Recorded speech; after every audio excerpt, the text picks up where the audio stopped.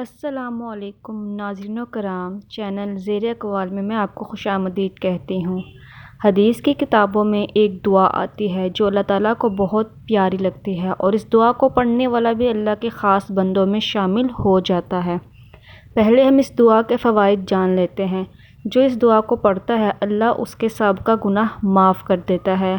اس کا دوسرا فائدہ یہ ہے کہ نبی اکرم صلی اللہ علیہ وآلہ وسلم نے فرمایا، میں قیامت کے دن اس بندے کا ہاتھ پکڑ کر اس سے جنت میں لے جاؤں گا۔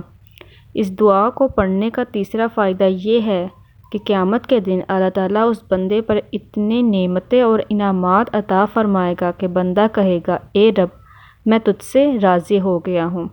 اس دعا کو پڑھنے کا چوتھا فائدہ یہ ہے کہ اللہ اس بندے سے راضی ہو جائیں گے، لہٰذا اس دعا کو روزانہ باقاعدگی سے پڑھنے کی عادت اپنا لیں۔